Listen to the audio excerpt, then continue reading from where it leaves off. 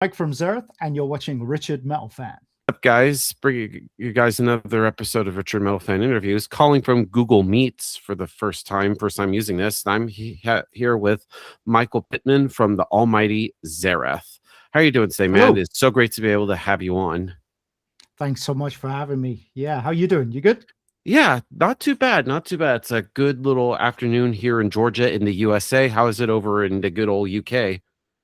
Yeah, I'm actually in Ireland. I'm Oh, in Ireland, but Ireland. very similar weather to the UK. We're just happy if we get like the sort of 2 or 3 days of sunshine we're promised a year. So it's been nice today. Really nice. Yeah.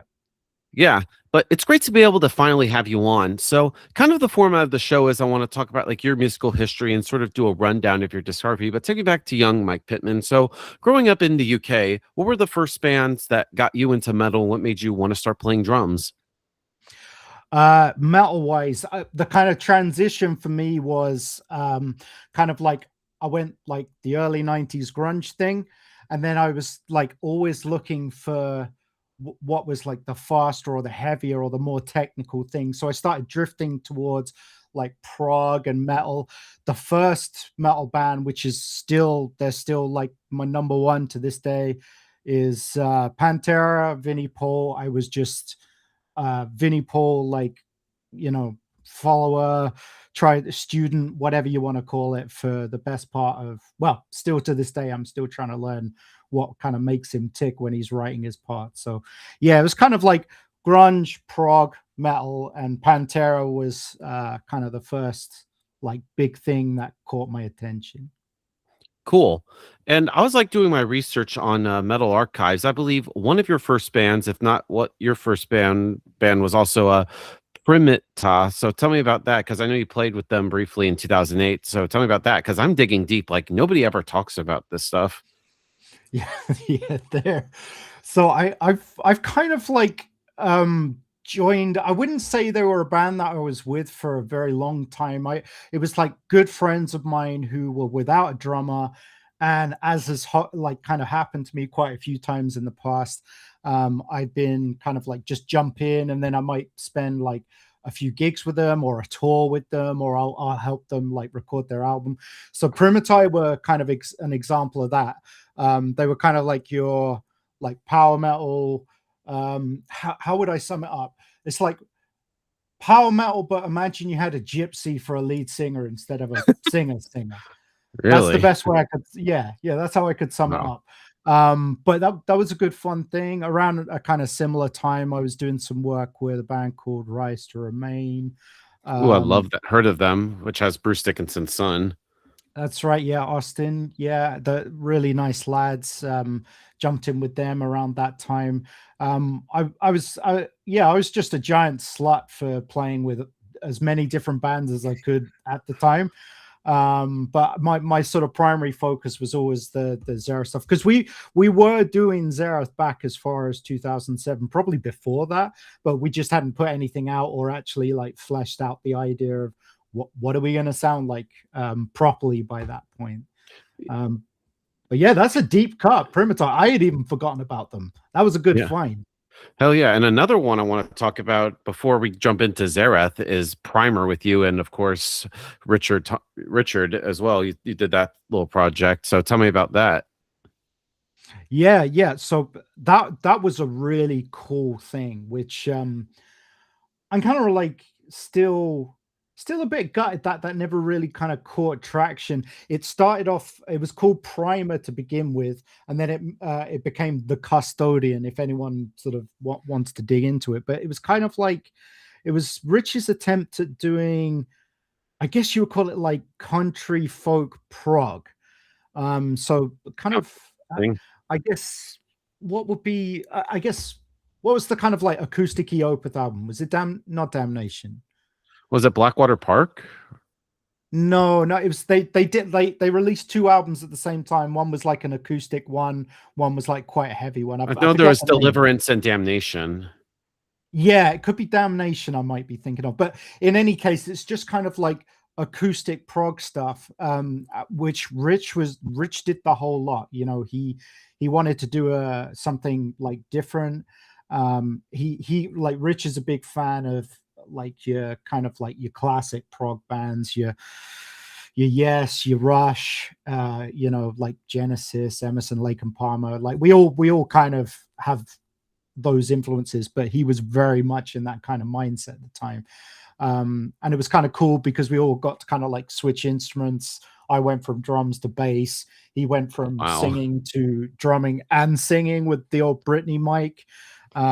We had a friend of ours, Webb, who's a very good bass player. He moved to piano, so it was a good like little switch around as Yeah. well.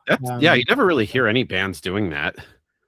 That was something that I know we'll come on to Xerath, as you're saying, but that was something we always could say that was quite helpful for the songwriting side of things. The fact that me and Rich both play a little bit of guitar, we're both drummers originally. He's obviously a singer. I can kind of do with like the suitable amount of smoke coming off the auto tune. I can kind of do a bit of singing as well. But yeah, we kind of we play a couple of instruments between all of us. Yeah. And do you find with also playing like different instruments, you're able to express like some different sides of you creatively? Yeah, 100%. I think if I'm like I'll use Xerath as an example. If I'm sat down and I'm kind of thinking with my drummer's hat on, I find that the music tends to kind of stay very kind of like, just rooted to your tonic and you're just chugging away, but it's more rhythmic centric. If you're thinking with your guitar hat on, you're thinking more like, what can I do harmonically? How can I make this more interesting? Where can I move the chords to? And like key changes and things like that, they start becoming kind of more your frame of thought. So yeah, I think depending on what kind of instrument you're thinking in your head at the time, it massively affects what comes out with the songwriting. All right. And then tell me about like forming Xerath because the band formed in 2007. So how'd you get Yeah. to know like Richard and everybody? Well, actually, Richard was the last piece of the puzzle. So it was all of us were friends from like years before the band ever started. But what I think what kind of planted the seed was the very first guitarist we had, Andy. He was always talking about like combining our influences at the time because we were listening to a lot of Meshuggah, Strapping on Lad at the time, Dimmu, Emperor, all kinds of stuff like that. But we had never really had a thing which kind of brought it all together. So Andy was doing a lot of experimentation with slightly pirated orchestral software at the time, and trying to combine like this big orchestral stuff that kind of Dimmu were doing, but with the more kind of groove stuff that Pantera were doing, Meshuggah were doing, and just trying to amalgamate it. So it was kind of, it wasn't long before he went, I want to do this project. Do you fancy doing some drumming for it? I was living with a guy called Owen at the time who started off on bass for it. We were just doing instrumentals to begin with. We didn't have any sort of like designs of becoming a proper band or doing anything like that. But we started kind of messing around with Rich, who was also an old friend of ours, but he was busy with he was doing a project called Chaos Incarcerated at the time. Fantastic thrash band, prog thrash band. And Rich just kind of like, he started off kind of playing in the sound with the Xerath stuff, and then eventually his project with Chaos Incarcerated didn't get off the ground, and he came over, moved back down to the south of the UK, and we all ended up just moving in together, living together, and just kind of fleshing out Xerath and kind of taking it from there, really. All right. And then you started playing around the UK and stuff, and then you got signed to Candlelight Records. So how did they find Xerath? Yeah, do you know what? This is where Andy, again, the sort of, I'd call him the founding member of Xerath. He was very proactively kind of looking at what labels could possibly like a band like us. And I think we were just sending a few demo, it was CDs at the time, we were sending demo CDs out, and we got a bite from a fella, Lee Barrett, at the time, who was with Candlelight. He's I think I'm right in saying he's responsible for finding Emperor and also Opeth, bringing Opeth over to Candlelight Records. Could be wrong there. I think it was him. Definitely Emperor, but not sure about Opeth. But yeah, it was a guy called Lee Barrett who kind of he came along to a couple of gigs. We got talking to him, and yeah, kind of took off from there, really. All right. And then going into 2009, you dropped the debut Xerath album, Xerath 1. So what was sort of like the whole writing and recording process, being it was sort of the debut full-length Xerath album? Yeah, well, we had a budget of about, well, look, we had to choose if we wanted like to eat or to record a record. So luckily we picked the latter. We had no budget to speak of. And the writing process was I just have really fond memories of it because it was all four of us living under the same roof, bouncing ideas off of each other. When we had something that we liked, we would go to, we had like a kind of little studio set up there, just fire it in there. Then we'd leave it for a bit. Somebody else would come in, do a bit of playing around with it, change a few riffs, change a few patterns. And it just kind of came around like that. We just kept messing around. We still didn't know when we were doing that first album what we wanted to be or what we wanted to sound like. So what you would hear on that first album is us just going, what are we going to be? What are we going to do? And then the label kind of going, okay, well, we're just going to put this out, and they were good enough to kind of let us refine things. So by the time we hit the second album, we were kind of a thing. We knew what we were doing then. Yeah, yeah, because I feel like the first album has some really great songs, especially like the little interlude, Consequences, and I also love Reform Part 1 and Part 2. So what made you decide to like do like a Part 1 and 2 of Reform? I wish I could tell you that there was some like clever narrative thing behind it, but I think all we wanted was some kind of, we knew we kind of wanted to do like an album 1, 2, 3 kind of pretentious prog thing, but we wanted to like up the pretentiousness by doing a kind of through line with a song name as well. So we kind of started the ball off with Reform 1 and 2, thinking, oh, well, we'll do Reform 3, 4, 5, 6, 7, 8 on the next set of albums, So that's really as deep as the thinking was going. We didn't even really have like a kind of thematic concept at that point fleshed out. So the song names were very much like what sounds cool on a kind of superficial level. That's also why the name Xerath became a name, because we were just thinking, well, if you go into a shop, because we had CD shops back then, I can go straight to X and I can pick my CD out. That's as deep as the thinking got, really. So we're not clever. We're not that smart. That's all I'm trying to say here. We're not that clever. Yeah, but then when Xerath 1 first came out, did you start touring outside of like the UK for the first time? Or was it just like locally? I think again, this is where like my memory is a bit spotty. I think we were still kind of staying pretty much rooted to the UK, trying to sort of, get a bit of a buzz going in London, which was our nearest kind of city, big city, that is. And I think it wasn't until kind of the second album where we started going, more kind of global and India, China, places like this. I just think the same as record labels do nowadays, they want to see how you're going to do on the first album before they start committing to, big tours and financial obligations for tours and things like that. Yeah. Yeah, what were sort of like the best shows for the first album? What were some like standout memories with the first album? Yeah, I think that was the first time we would have played a venue called the Camden Underworld. Yeah, Fantastic little I've heard venue. about that place. I've had some friends from the UK that's been the shows there. Yeah, I mean, it's just kind of that sweet spot of, it always gets like a good turnout. You always get people coming to kind of like support whichever band's in there. Good little basement venue, decent size, decent sound.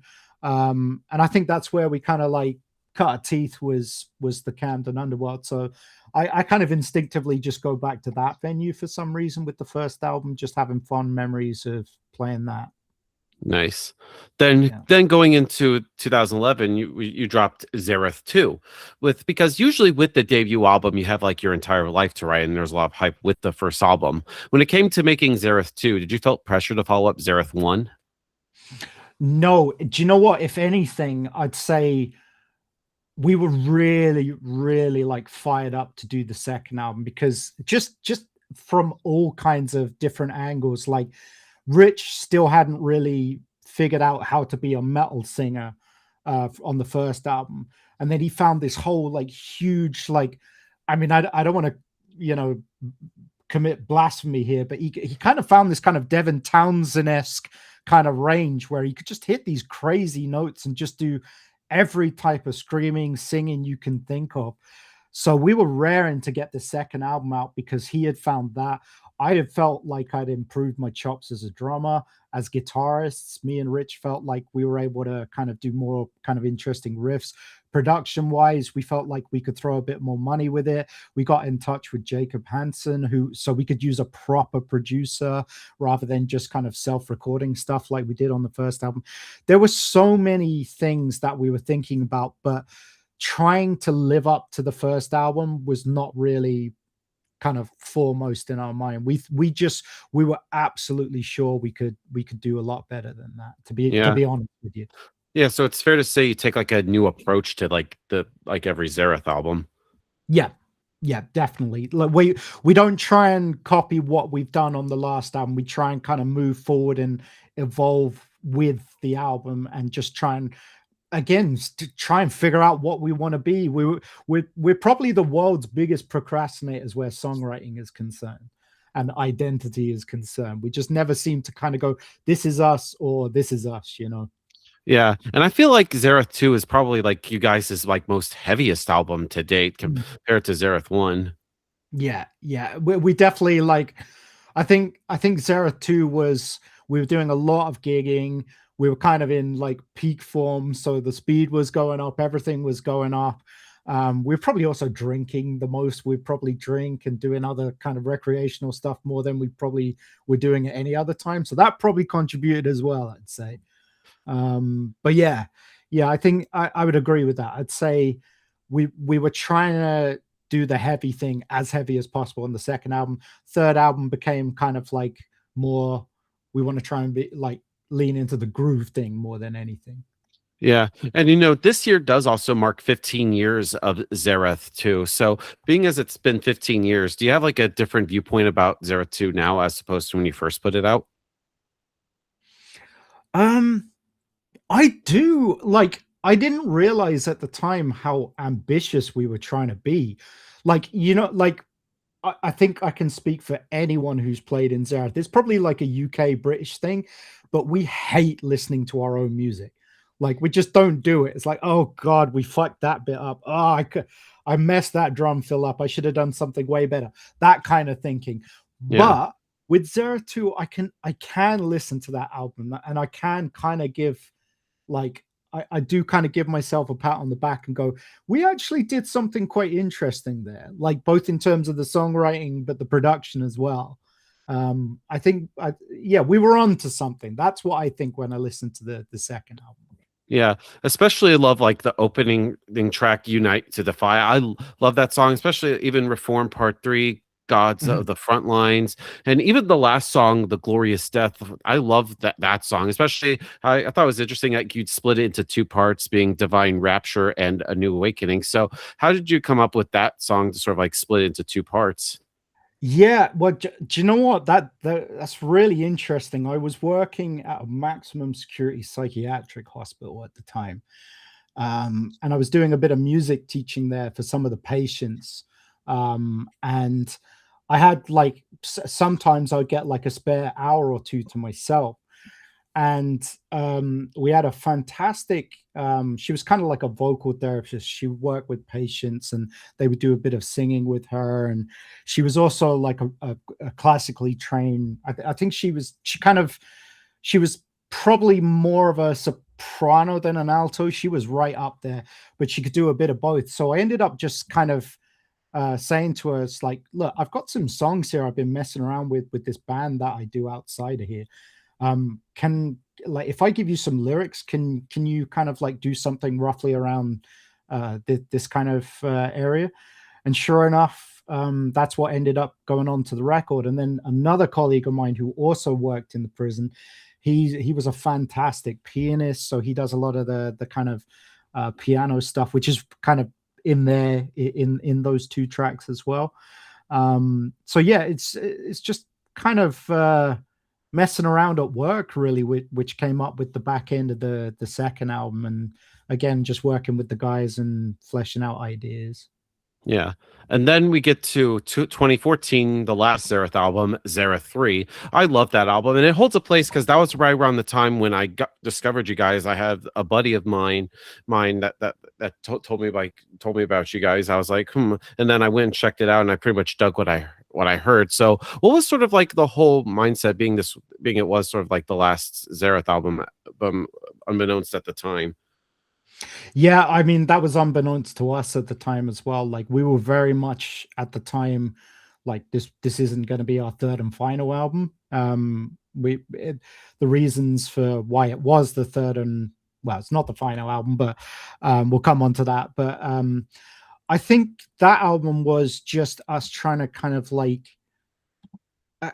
be more mature about the songwriting in a sense of like how do the songs translate to live, because we found with what we were going for with the second album, some songs were working really well live.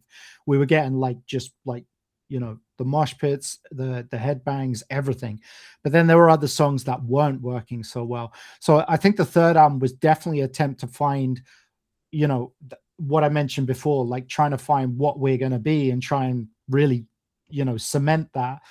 But it was also trying to write songs that we were going to feel comfortable playing live and we're going to feel good being played live. So that was definitely a big part of the songwriting. And then it was just, just further trying to go like off of what we had done well on the second album and just build off that really. Yeah, yeah, and I still think Xerath 3 is a great album. I especially love like 2053, Passenger, Ironclad, and even Veil Part 1 and 2. Like I feel like it's a like all over the place with that album. It is, yeah, yeah. You go, and we were aware of that at the time. We're like, why are we going from like a death metal song to like a groove metal song to some ballad that sounds like it belongs in a like a theater production or something like that? We were aware of that at the time. We just didn't give a shit. We were just like, Yeah.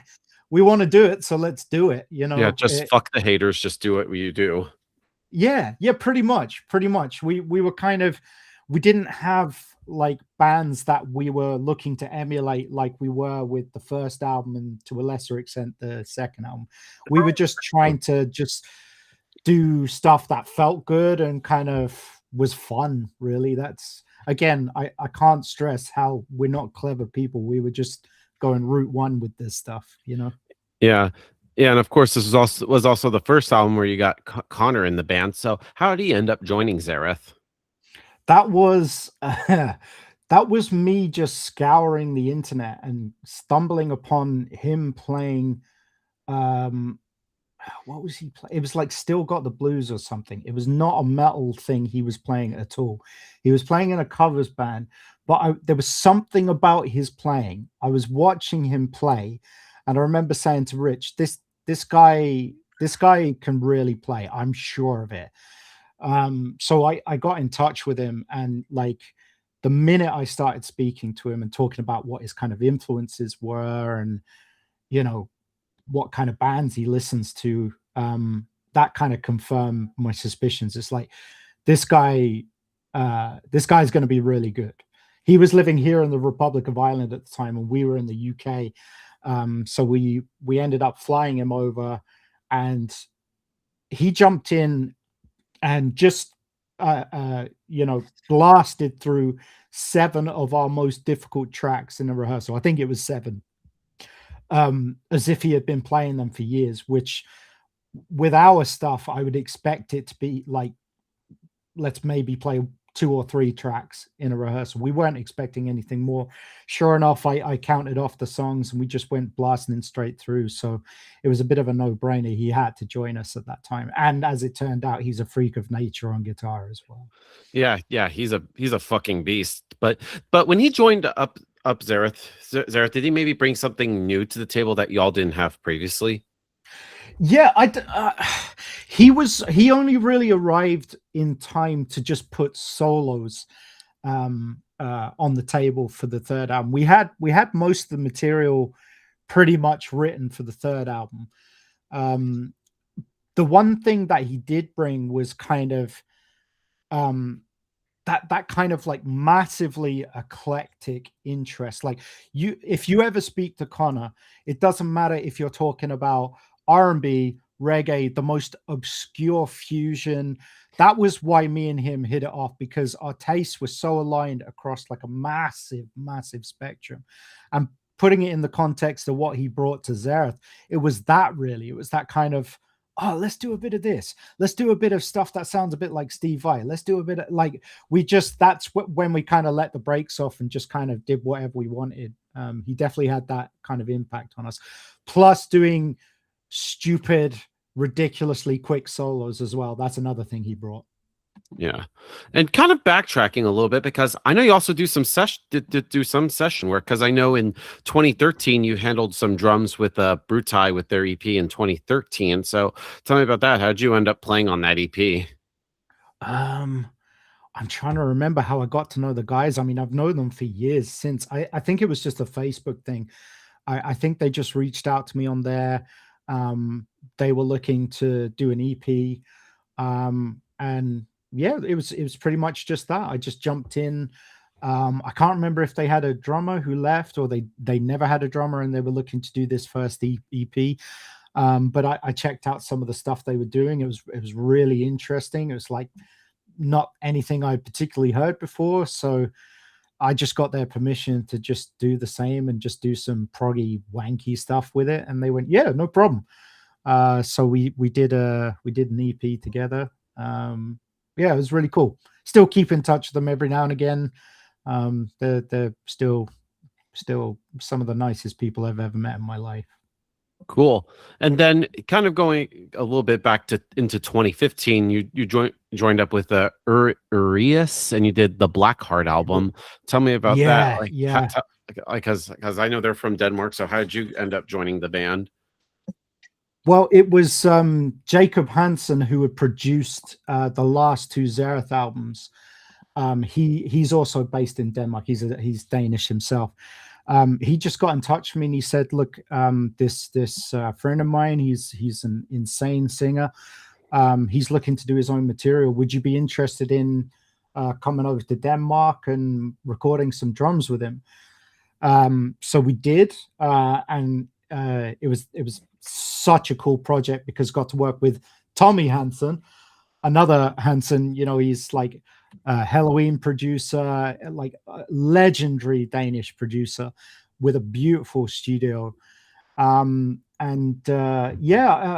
just stayed with Per Johansson, whose project it was. Eurus is his project. And I'm again still friends with him to this day. We ended up getting Per to do some singing on Pentakill and things like that. So yeah, it was really just Jacob Hansen just reaching out and just saying he needed a session drummer who could learn stuff quickly and get in the studio quickly, and that was it pretty much. Yeah, but then kind of going into like 2016, 17, I know you had left Xerath in 2016. So how hard was it to leave Xerath, because that was like your band, you started it? Yeah, it was incredibly difficult. And it wasn't for one reason or another. I think it's just I think a lot of musicians, regardless of if they're in metal or what it is, a lot of very good musicians, session or otherwise, they start hitting their kind of late 30s and then they start weighing up like, can I really sustain a livelihood in music? And I was just at that point. I was looking at, just what I was, I'd done 10 years of traveling around with either session work or being in bands. And I was just looking at the fact I'd done so much travel. I'd enjoyed the hell out of it. But financially, I was, I wasn't really in a very good spot. So I had to make some difficult decisions. And that was probably the most difficult one, which is just to step back from my own band. And massive props to Rich. He was like determined to keep things going. But for me, it was just my priorities shifted at the time. It's like I need to start thinking about long-term career stability, kids, that kind of stuff I was thinking about. The usual generic bollocks. That's what was going on. I wish I could say it was something more interesting, like, somebody, in the band shot me in the face or something, but that wasn't the case, unfortunately. Yeah. But during like sort of the breakup, what were you sort of like for you personally doing in the meantime? Well, I got extremely lucky not long after I had left Xerath, because I'd sent out some demo material to a couple of different places, but one of them happened to be Riot Games, who I still work for now. And I got a bite on some of the demo material I'd sent out. Um, and yeah, I've been with them for 10 years plus now. So I was expecting to go into a situation where I would have no music outlet. I wouldn't be able to do music anymore. And that was pretty depressing at the time. I was in a pretty low spot, but then luckily, like not too long after that, I managed to start contracting as a composer for Riot Games, and then that kind of progressed and turned into, an actual proper job. Who would have Wow. thought? A proper job. Yeah. Yeah, and it seems like you're killing it, man. I mean, look, the industry's shaky at the moment, but for the time being, I'm okay. We'll see. We'll see where we are at the end of the year. But whatever happens, I've had 10 of the best years of my life doing that stuff. Nice. And then kind of going into 2023, you joined up with AFEC, and I know you did the Theory of Mind album. Tell me about that. Oh, sorry, I just lost you there. Yeah, it's kind of going into to 2023. You did the Theory of Mind with Affect. So tell me about that. It's like you and Mark Broster. Yeah, Mark, who is one of the funniest human beings I've ever met in my life. Same kind of thing. So this is how it's so simple how it plays out for session stuff. Somebody will just reach out to you on Facebook or whatever, Instagram, whatever it could be. They'll just go, I've got an idea for a project that I'm doing, or I've got a band and we're missing a member or something. I want to record an album, or I want to record an EP. It's influenced by this, that, or the other. And in Mark's case, he was like, I'm big into kind of like Humanity's Last Breath, and I was just starting to like really get into that kind of stuff, especially from a production point of view with like Buster and just his crazy production. Yeah. Yeah, he's insane. He is insane. Yeah, he has 3 fucking bands. Holy shit. Yeah. I mean, well, look, Humanity's Last Breath sounds like 3 bands playing at the same time. Yeah, it's like them, Vildeharda, and Throne are killing it. Yeah. I mean, look, when you got that kind of production on your side as well, it definitely helps. And luckily, like he was able to produce Mark stuff as well with Affect.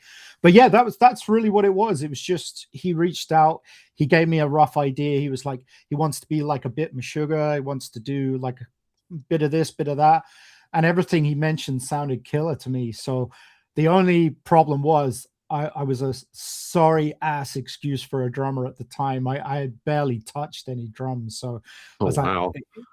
like, I don't know what's the best like if you ask any drummer who hasn't played for a long time what it's like if you haven't been swimming for 10 years and you go back and swim, you have all these like muscles you didn't know existed on your like phalanges at the side, which are just aching like crazy.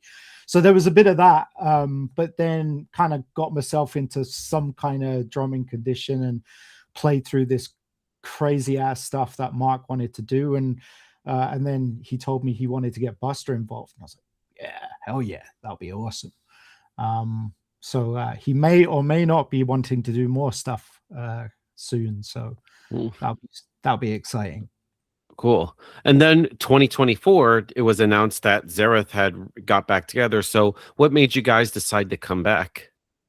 It was just a really nice kind of, I don't know, it was kind of like just a feeling. It started off with me because I kind of felt like towards the end of the third Xerath album, I was starting to think of like, I actually think I might know what Xerath should sound like now and how I want to write for it. But I never got to scratch that itch because I'd left the band. So when it got to 2024, Um, I thought none of the other guys would kind of be interested, but then I just started asking around, and sure enough, I'm sorry by the way, I got such an itchy nose for whatever reason. You're fine. I'm not picking out like giant boogers every second. But yeah, I just started asking around, and Rich was the one who I thought would not go for it because you know Rich also joined on with Riot Games as a full-time composer, but I think what it came down to was once Richard kind of convinced himself I could get the voice back if I just kind of put in the hours. I could probably learn how to play drums again. We both started thinking, well, we've done 10 years of like improving our chops, like our production chops and stuff like that. Wouldn't it be cool to see what a 2024 version of Xerath would sound like? So yeah, that's kind of how it came about. And you know, we got, you know, started chatting to Connor, started chatting to Chris, and then like the next thing that came along was, well, why would we not just get Owen on board as well? Like we never had two guitarists, but fuck it. Like none of us have ever fallen out with one another. Why don't we all just be a 5-piece now? So that was Yeah. an easy one. So we just went, we'll be a 5-piece, we'll reform and fuck it, let's do this thing. Yeah, so there wasn't like any weirdness between like Owen and Connor because you know Connor did take over from Owen. It was kind of like I bet you it was like hey, thanks for filling in. It's like no problem. We are the most boring, least drama band. Like honestly, we've always just been a bunch of old farts. Like I like don't get us wrong. Like we might have had the odd little kind of disagreement here and there. Somebody had too much to drink, or somebody kind of like lost the keys to the van or something like that. But there's never been any like massive blow ups. Anytime anyone left the band, it was always just for kind of you know really mundane reasons like oh I need to I need to get a job or you know I can't sustain it anymore, that kind of stuff. But we you know it was just the easiest thing. There was no awkwardness. It was just, hey lads, I'm thinking about doing some Xerath again, do you fancy it? Yes, yes, yes, yes, yes. So yeah, that was the extent of it really.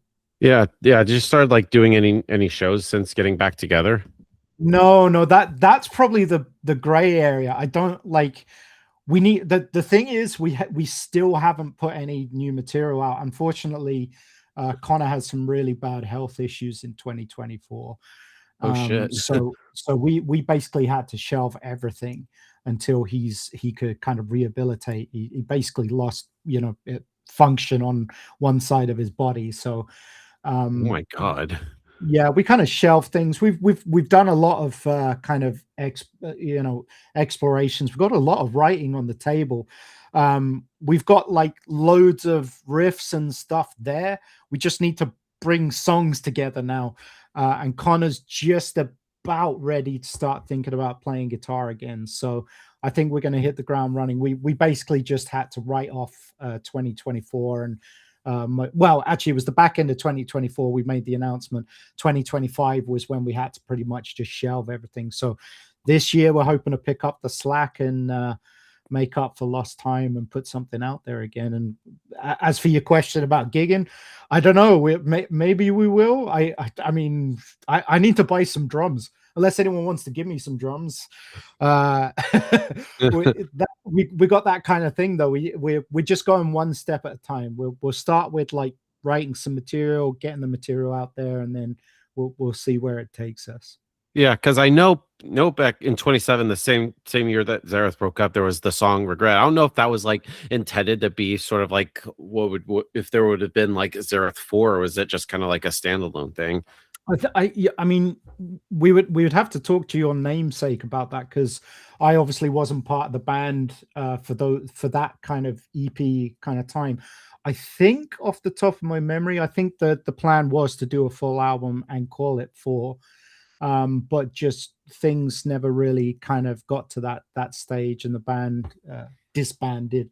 So well, I think we're going to make up for that. I don't know if the album's going to be called 4 or what it's going to be called, but maybe just to keep things tidy, we might pick it up from 4. I don't know, and just call the last stuff an EP. I don't know. Yeah. Again, we're lazy. We don't think about these things. We just make it up as we go along. Yeah, but But do you think if you guys get to making the fourth album, will we pick up after Xerath 3, or will it be like a brand new beginning for Xerath, being there was like a long break? I feel like it'll be a brand new beginning. That's like, and the reason I say that is because our songwriting will change quite a lot, I'd say. We've just got new influences, new things. There's new bands on the scene which, really take our interest, like Igor and some of the bands that have been around since day one, which are still going strong, like you Meshuggahs and Gojiras, that have put out killer albums in the last 10 years, which are big influences on us. Pantera are back playing live. All kinds of little things which are really fueling the fires. But I think we'll be writing slightly differently this time around.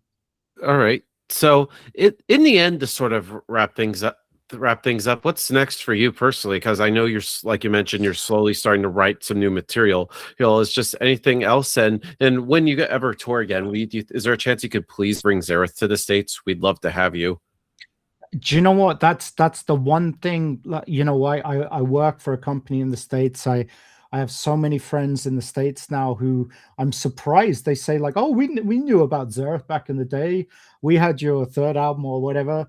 I'm always surprised when I hear that, because we never played out there. We played, like China, India, Russia, all over Europe, all over the place, but we never got out to the States, which is so weird because it's, the place to go.